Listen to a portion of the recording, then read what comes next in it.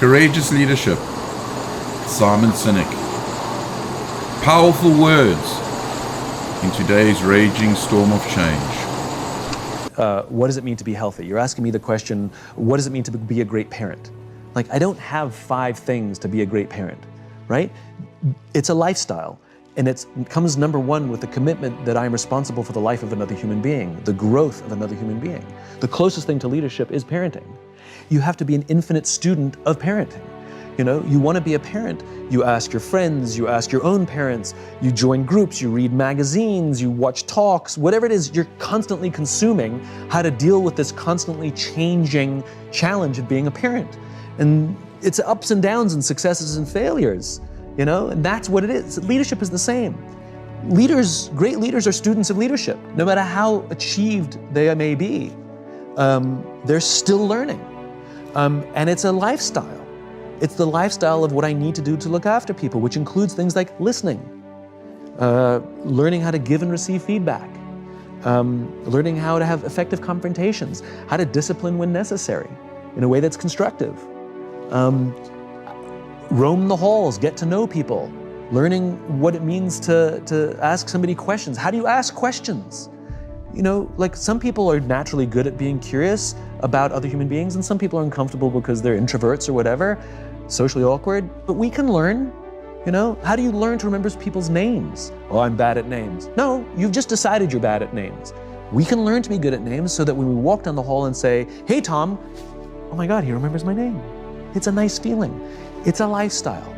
It's a lifestyle. There are many, many things we have to do and constantly work on to be a great leader, to create that environment. Everything that we're talking about in the Infinite Game is really, really, really, really hard.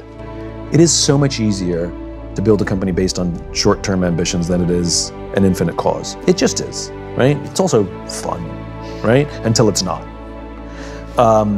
Less inspiring, but sometimes fun, right? Hitting a goal feels good, right? It's much easier to just hire and fire people frequently, hire fast, fire fast, as to hiring slowly and firing slowly because we try and take care of our people as best we can. It's hard to build teams. All of that stuff we talked about leadership, like what am I supposed to do to build a trusting team? Well, I wish I could give you a list of 5 things. It's really, really hard to be a parent. It's much easier to be an uncle or an aunt or not have kids, right? It's hard, right? So why do it? You know, it's fun and exciting to try and beat our competitors, you know? But to have to face our own weaknesses every day, oh, that's exhausting. You know, existential flexibility, I'd rather not. I just would rather not. So the reason this takes courage to completely change our mindset, A, about the game that we're actually players in, and how we want to approach these things, and do we want to shift our mindset and our organizations to prepare for the infinite game, to be organized for the infinite game. It takes courage because we're going to be swimming upstream in a world that is very finite driven. You know, the pressures on us are overwhelming, from Wall Street or our own egos or from internal incentive structures or our bosses, whatever it is. The pressures are overwhelming for us to play the finite game. And so how do you stand up to massive external pressure? Courage. And courage is something that comes from relationships. You know, it's external. A world-famous trapeze artist would never attempt a brand new death-defying act for the first time without a net. They would never do it. So why do we think that we could do something difficult without external support too? I've had the opportunity to meet real heroes, people who've risked their lives to save the lives of others with the belief that they were going to die, and they didn't. And when asked, why did you do it? They all say something similar, which is they would have done it for me. It's external. And so we have to take the time to foster and take care of people around us, to nurture our relationships, because when we're going to be doing something difficult, when we're going to be swimming upstream, when we're going to be innovating and doing something different, there are days we're going to doubt ourselves.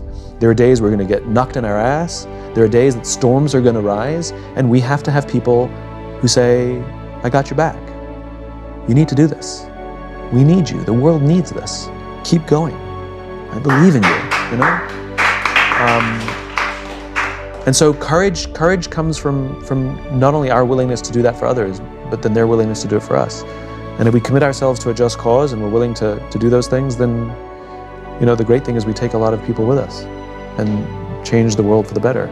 And isn't that sort of the point of an infinite life?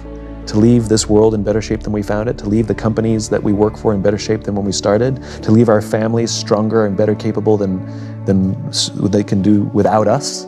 You know, isn't that what it means to live an infinite life? That we can literally live on beyond our own lives.